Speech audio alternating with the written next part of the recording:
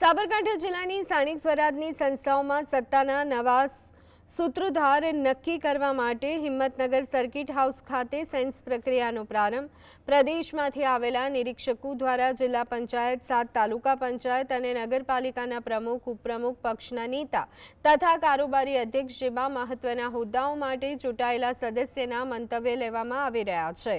નોંધનીય છે કે પ્રથમ 2.5 વર્ષની મુદત માટે આ સંસ્થાઓમાં પ્રમુખ પદ મહિલાઓ માટે અનામત છે।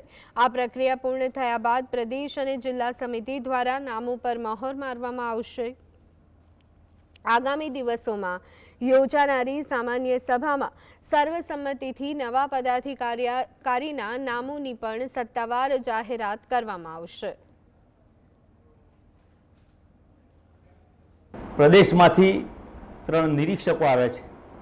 એ તમામે તમામ સંગઠનના હોદ્દેદારો અને ચૂંટાયેલા સભ્યશ્રીને સાંભળવાના છે અને આગામી સમયમાં આ હોદ્દેદારોની નિમણૂક એ પાર્ટી કરવા જઈ રહી છે।